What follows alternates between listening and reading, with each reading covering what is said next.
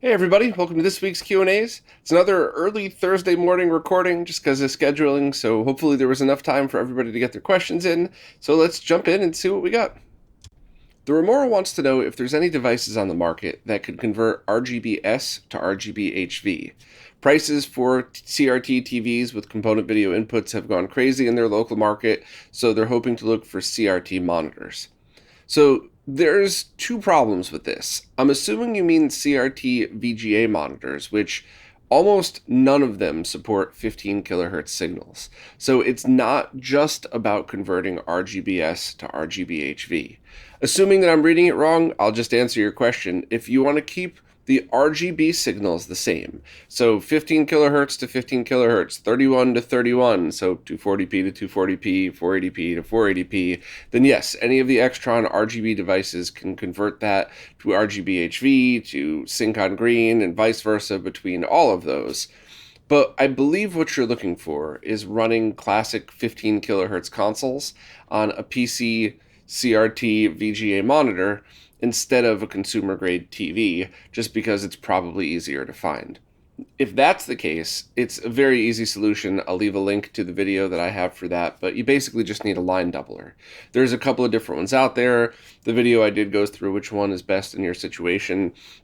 And of course, there's always the 120 hertz thing I've been talking about, but really, honestly, as long as you could find a VGA monitor that doesn't need to turn the brightness all the way up to max, you should be fine, and you shouldn't really need any of that. Just turn on scan lines.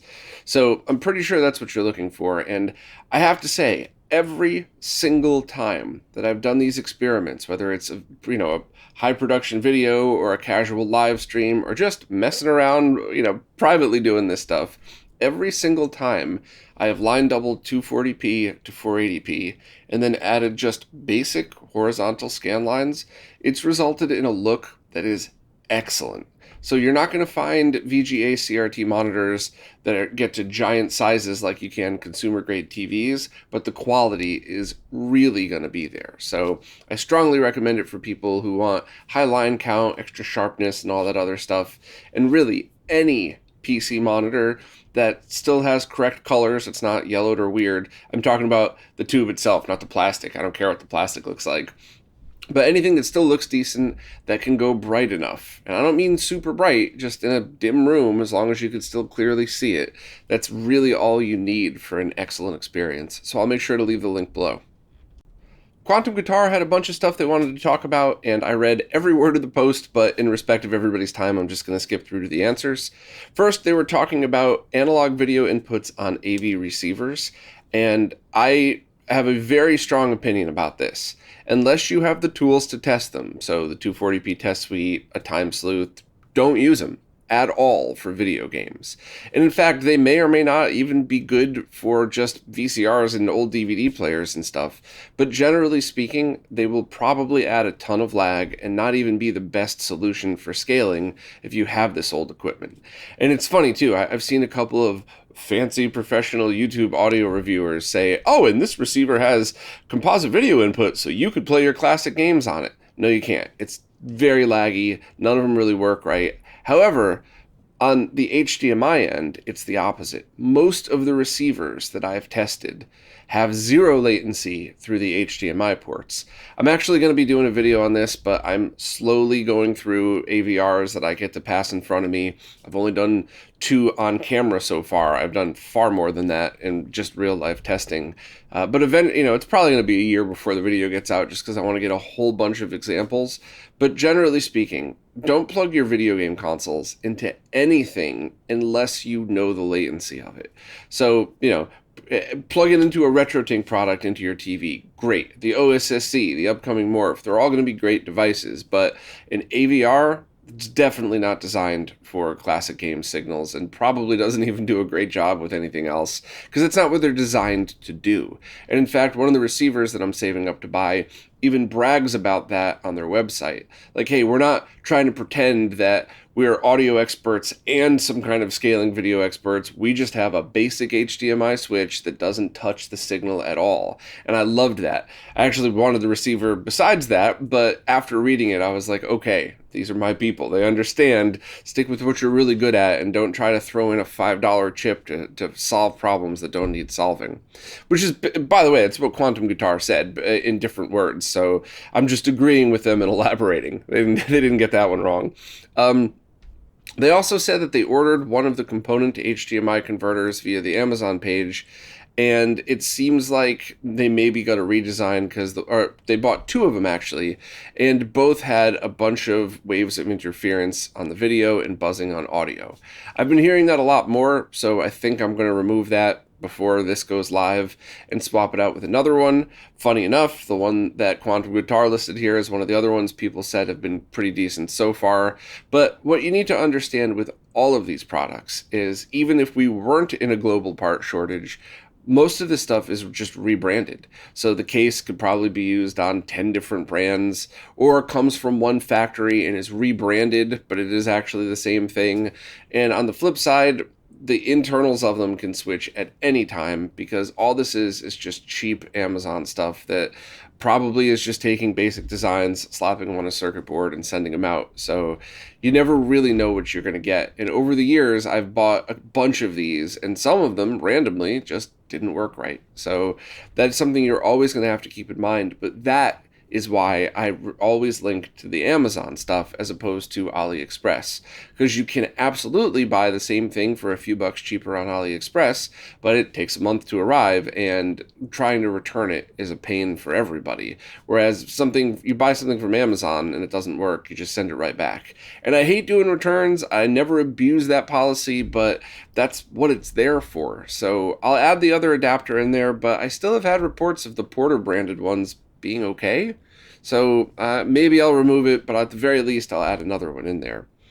Also, they found that playing Wii in a larger room, the sensor bar that came with it was having trouble reading the signal. So they upgraded to one of those larger ones, and that's something that I've been using for a long time, both because it's larger and you could use it in a bigger room, but also because it's battery powered. So anytime I need to use it, I could just throw in some of my Eneloop rechargeable batteries, press a button, and there you go. I don't have to run wires. I could put it above, below the TV. I could set it up to any one of those TVs. So I do recommend those. I'll see if I have a solid link to the one that I use, I'll put it up there. But if not, really, any of the ones that say they're meant for larger rooms that don't cost an arm and a leg should be a very decent choice. Also, they want to know if I have any reference for the general latency of the Super Mario All-Stars pack for the Wii. Now, I don't. It's not great, but it's not the worst I've ever seen. This is a guess. This is not a hard number, but I'm guessing it's probably 3 frames of lag. But if you mix it with, like, plugging 480i into a flat panel, now you're probably talking 10 frames of lag. So it's the total solution. Whereas if you plugged that Wii into a CRT, you might not notice the emulation lag as much. So all I would say is anytime you're playing emulated packs, you have to understand that there's multi-layers of lag being added. First, it's the emulation lag. Then whatever controller latency is inherently built into that console that you don't notice on any other game in that console because they're all designed to be used with that controller and that much latency. And then, of course, there's display lag from the video signal. And as I showed in the myth-busting display lag, if you go directly into the analog inputs, you could probably get more latency. So there's a lot of layers that happens with these emulation packs. I'm very wary of all of them. So many of them just seem like really terrible cash grabs.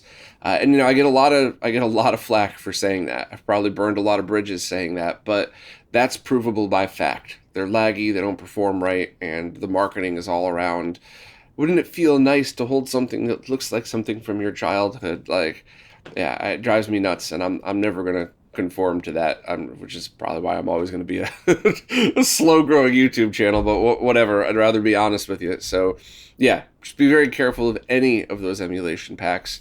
generally speaking, using Nintendo's games on their own platforms is a little bit better than some random stuff you might buy, but there's always going to have latency there.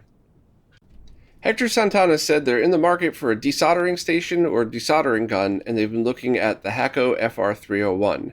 It costs twice as much as the ZD915 that I have, and they both have a lot of good reviews. They're wondering if I'd buy that same station again if I lost it, if I have any complaints, and can I give a quick review of it? What if they were the same price and had the same warranty? So there's a bunch of good questions there. And first of all, if they had the same price, I'm going to go with the name brand and the great warranty from HAKKO and their great support, just out of principle. But I've never used the FR301, so it's going to be, I can only half answer your question, because I could say that the ZD915 has been excellent for me. I would absolutely buy it again, especially for the price. And it's certainly performed infinitely better than the piece of crap I had before that. But without using the HAKKO FR301, I don't know if there's a real difference. Maybe I would grab the HAKKO and say, holy crap, this is even better and even easier and even faster. But at that point, if that was true, I would just be taking something that's good and replacing it with something that's better. I don't have any complaints about the ZD915, whereas I had a lot of complaints about the other one that I used. So my suggestion is kind of the same exact analogy I gave about the Craftsman Tools thing.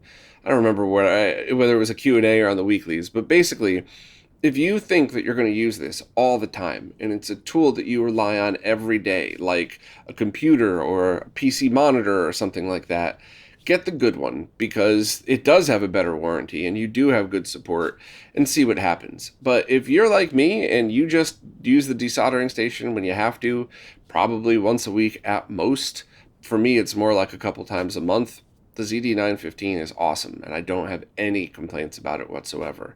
So my gut's tell you to save some money and just get the other one. But, you know, I do have a lot of friends where every time they buy a tool, they buy one of the best out there because they don't ever want to think about it again.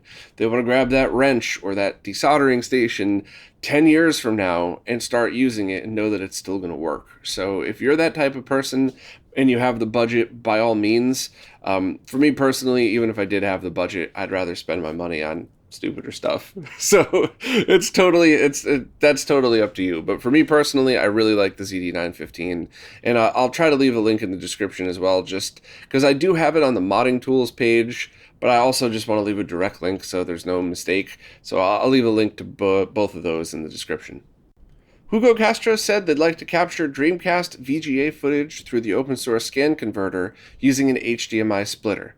HDMI to VGA adapter on a VGA CRT monitor on one end of the splitter, and then the other end goes to the blue AVS HDMI capture card to the PC on the other end. Will that work? Yes, 100%. As long as the open source scan converter is outputting a resolution that's compatible with your VGA CRT monitor. So, for example, if you're just using this as a digitizer, which still would be a great device for that, by the way, what you'll end up doing is just passing through 480p and converting it from analog to digital. If you do it that way, you could send that signal to your VGA monitor, and it's essentially the same as if you plugged it in directly. And then you send 480p to your capture card, and then you could scale that in post if you'd like to make it bigger for your streams. The other thing you could try to do, depending on your VGA monitor, is set it to line double. So instead of outputting 480p, it'll output 960p. I would just give that a try and see what happens. Maybe you're going to love the look on your VGA monitor, or maybe you're going to say, it's cool, but it's not the same look as the original, so I'm going to go back. Or maybe you like it, but your capture card isn't compatible. Point is, just give it a shot, because it's not going to hurt anything. Worst comes to worst, you turn it on, and your monitor doesn't like the signal, so you just turn it back off to pass-through mode. But yeah, that is an excellent setup, and one of the many things that the OSSC is really good at. So definitely give it a shot, and I don't think you'll have any problems. Tony Shadwick heard me talking about how I would like a manual HDMI switch that supports more than just 1 to 2, so we don't have to worry about compatibility at all. all it does is route pins back and forth, so it's essentially the same as unplugging and replugging an HDMI cable into a coupler. So no worrying about HDMI revisions, no worrying about HDCP, it's just a manual push-button switch. And something like that would be incredibly difficult to route properly and to make sure that there's no interference added, the digital signals stay the way they're supposed to. So Tony said, challenge accepted. They're going to try to make something like that using a 4, I think you mean 4-in, 1-out DB25 switcher. Tony said the opposite in the post, but 4-in, 1-out would be exactly what something like this would be like, or more. You know, as many as you could fit in there, that wouldn't cause any interference. But what they're attempting to do is take this DB25 switch and build HDMI adapters to go to DB25. So what they're looking for is a receptacle HDMI port that has all available pins already in board crafting software. So I guess all of the ones they found only show 9 pins. So that's a question I'm going to have to refer to anybody listening. Has anybody here made an HDMI device where they routed every single pin on the HDMI connector, and do they have that board layout somewhere? Also, has anybody done anything like this before? I think it's much harder than most people realize. I don't mean that to you, Tony. I just mean talking to everybody who's listening, because it's just because it's digital doesn't mean that a lot of the other things about board routing won't matter. And in fact, in some cases, the higher resolution you go, it matters incredibly much. Like just the slightest bit of improper routing or something like that would throw off the signal, and then that would cause dropouts, green speckles, all the weird HDMI issues that we've seen over the years. So I have no idea if creating adapters and running them through a DB25 switch would work at all. But if you're already willing to try, that would be awesome, because that would be very cool. Because that would also mean that you could try to find larger DB25 switches and just sell the adapters. So if anybody has a pinout for those, please share so Tony can give this a try, and hopefully this is something that would evolve into a project we could all buy at some point. Oliver Menard said they're trying to remove the old bubblegum style thermal paste on the original Xbox. They tried hot air and isopropyl, and it's a mess. Do I have any advice? They saw somebody on YouTube using WD-40, so they tried it on the radiator side, and it worked perfect. Do I think it's safe to use on the CPU and GPU? I wouldn't use that unless you know for sure it's non-conductive and isn't going to leave any kind of residue on it. Just because it works doesn't mean it's the right thing to do, especially if you find somebody on YouTube. There's just some notorious videos of people, licking a light socket and saying, look, it made my hair stand up, as if that's something you should do. So Retro Sean jumped in and said that thermal paste like that often had wax incorporated into it, so it could be applied by machine at the factory. You could try getting Arctic Silver's thermal paste removal kit called ArctiClean. It's meant for PC CPU coolers and GPU coolers. So I've never used that before, but that would be my guess as well. And in fact, if Sean hadn't taken the time to post, I would have said look for stuff that's designed specifically to remove thermal paste. It's the same stuff with flux. You use liquid or paste flux on a board, you do some soldering to it, and then the board looks really ugly. And it doesn't really hurt anything. You could totally leave it there if you wanted to. In most cases, the ones that say no clean flux, you could just leave it. But it looks ugly, and there's plenty of ways you can clean it off, but simply using a flux removal pen is by far the safest and best way. So I would guess that this is the same advice I would give for this. And unless somebody knows of anything different, I would just start with the ArctiClean that Sean had suggested. So thanks for jumping in, Sean. Fabian Schneider said to Schorger Steinholm's question from last week regarding playing NTSC Halo on PAL-only CRTs, modded Xbox dashboards allow overriding video modes. They know it's not an external solution, but it's preferable for a few reasons. First, you don't even have to open up the Xbox to do a soft mod.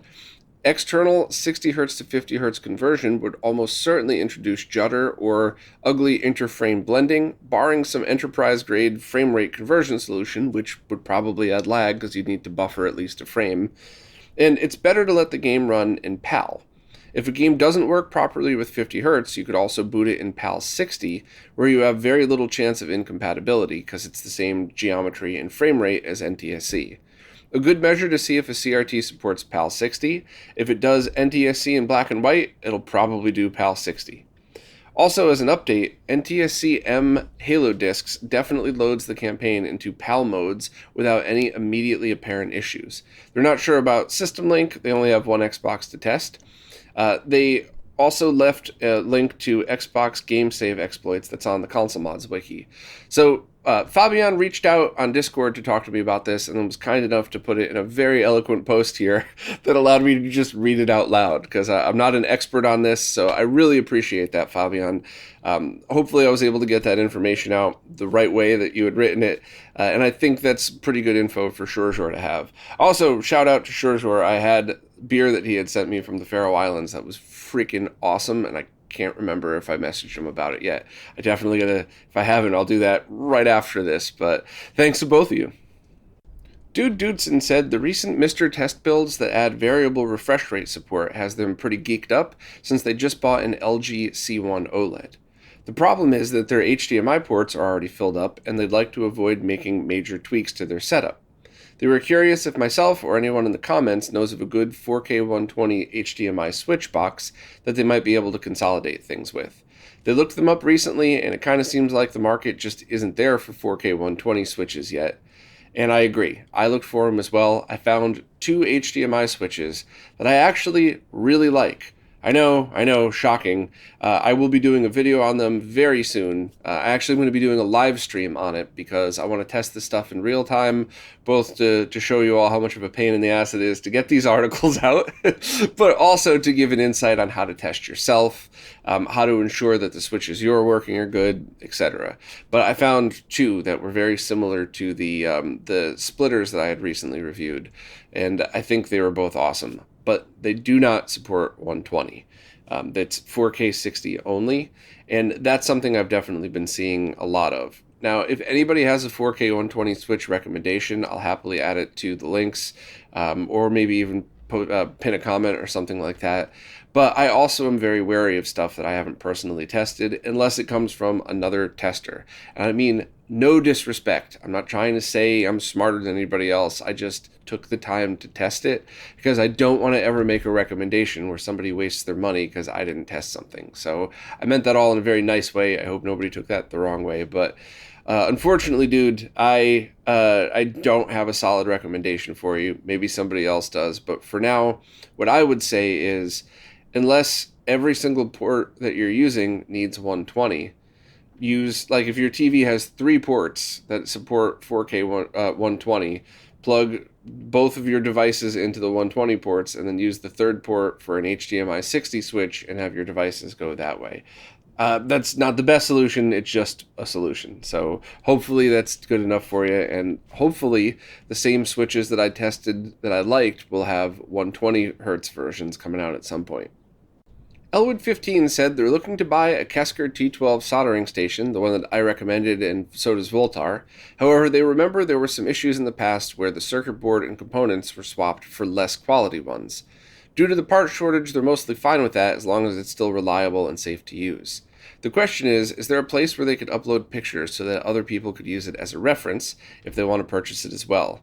Having a resource for this and other devices that are known for part swapping could help a lot, as well as to receive feedback from the community in case said changes made the hardware not a choice to get anymore. Awesome idea. I'll go back to answer your question in a second, but that is an awesome idea. And hopefully the Console Mods Wiki could evolve into a place like this.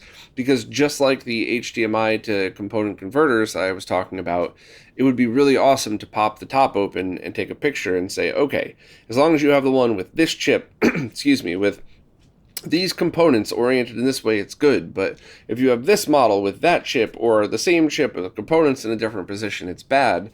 I think that would be a really great resource to have. So hopefully that is something we could just add to the wiki and have that info on there. So when you get yours, please do that. And before I even got to that part of your question, I was thinking in my head, where are the pictures of the good versus bad? Was it buried on some forum? Is it just floating around on Twitter or something like that? So I think that's an excellent idea. To your actual concern, though, there were 2 or 3 different concerns about this.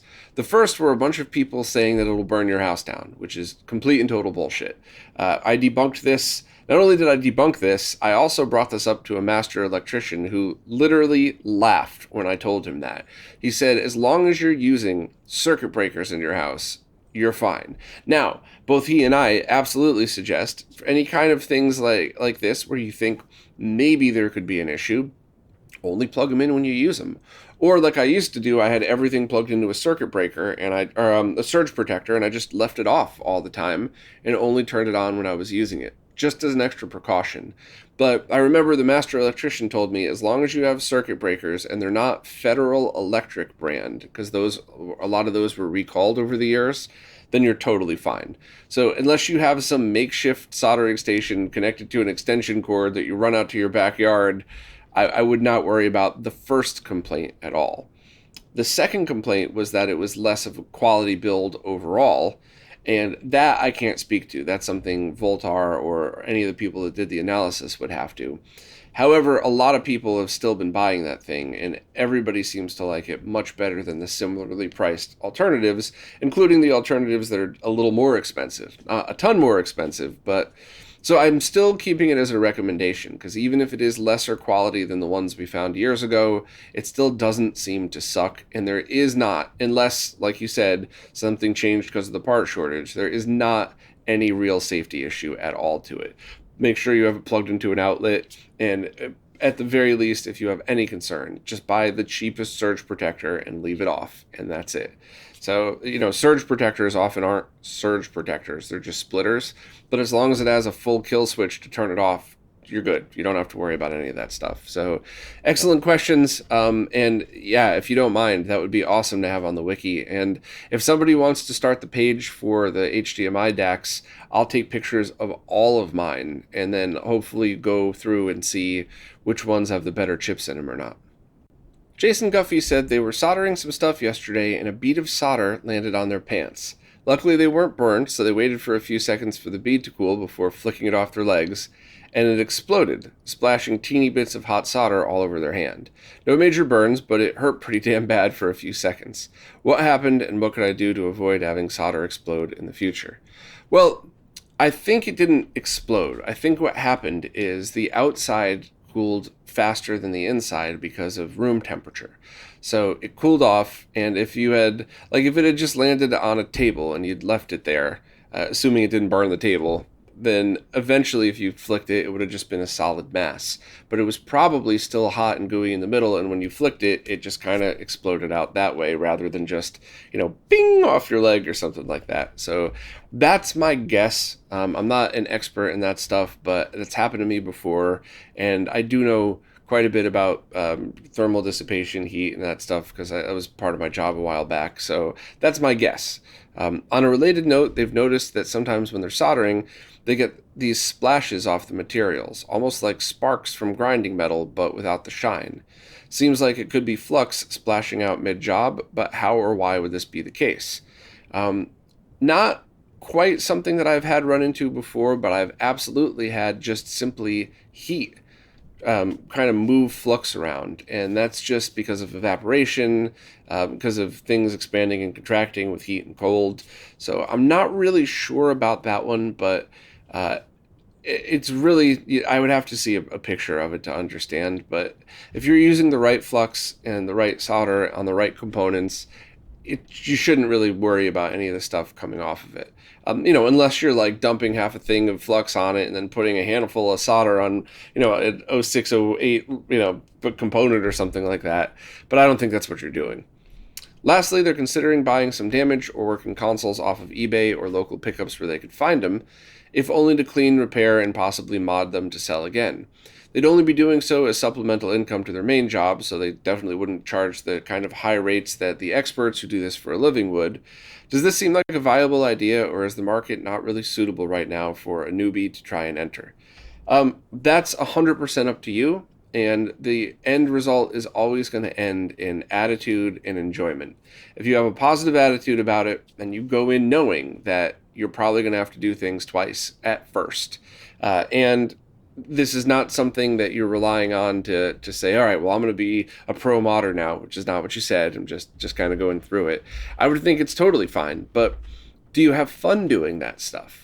So if it's one of those things where, you're wandering through a shop that you like to go to and you stumble across a used console and you enjoy the whole process of taking it apart and cleaning it and, doing my dish detergent soft bristled brush method so it looks better and it's not weird and gooey and who knows what else is on the controller of that thing, and you like going through and doing a recap if needed and trying to repair easy things, or maybe add RGB to SNES minis and N64s, easy stuff that, you don't have to test it for days. You don't have to worry about crazy long-term stuff. As long as you don't have cold solder joints, the wires are run properly. If you enjoy that process, you could definitely do that. Have some fun, make a little bit more income off of that to use to buy more tools, to do more stuff.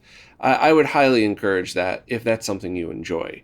But if you're just saying, which you're not, Jason, but if anybody listening is just thinking, all these modders make all this money, I need some extra cash, let me do this. There's way easier ways to make money with much less risk, much less investment, and just much less headaches. So if you love it, do it, definitely. You seem to love it, Jason, so it seems like the perfect thing for you to do whenever you have extra time and you're not putting pressure on yourself. You're not saying, I got to get 7 consoles out by the end of the day or I can't pay my rent. You're just like, I feel like doing this today. Here's a cool new thing I have. Definitely, I would recommend that. And there's always room for more.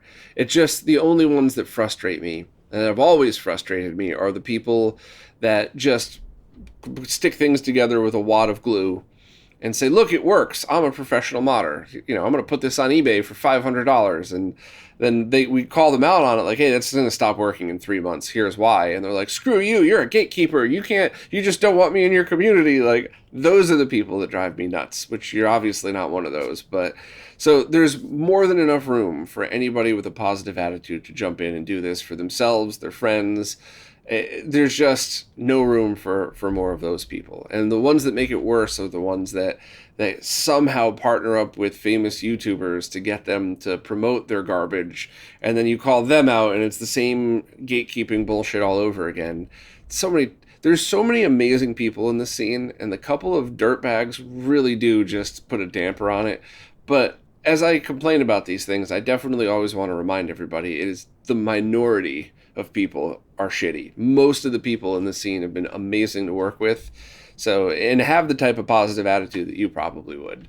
I just wanted to clarify that, not so much for you, Jason, but for anybody else who's listening and who's kind of thinking the same things, or who also may have just been wondering, like, why do we retweet or repost or talk about certain new modders and not others? It's usually attitude based. People that step into this saying, I want to learn, I want to get better, and they listen. That's the key. Listen.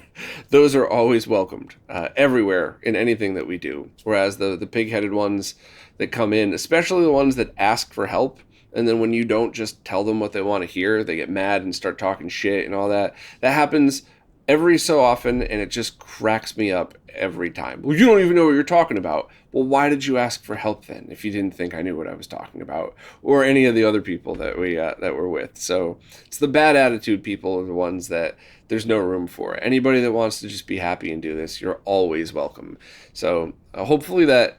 I don't think you had any question about that, Jason, but if anybody was listening and wondering about that, hopefully that kind of puts some clarification on why some people get some harsh treatment and others are welcomed with open arms, even though they're both beginners, both at about the same skill level. So hopefully that puts some clarity on it. Well, that's it for this week. Any questions at all that you have, please just ask wherever it is that you support in the latest Q&A post. The way these services work, I can't really figure out what's a new question on an older post. Plus, I love just scrolling through in real time like this. And if I miss your question, like if you were to post it as this video was rendering, because I did it pretty early on Thursday, but before it becomes live, please just re-ask it. I never delete anybody's question. I know Patreon is still randomly deleting stuff. I still haven't figured out why. I don't even think they know, to be honest with you. But if there's anything that's missing, just please direct message me or just re-ask in the questions for next week. But as always, thank you all for watching and listening, and of course, thanks to anybody for their support, and I'll see you next week.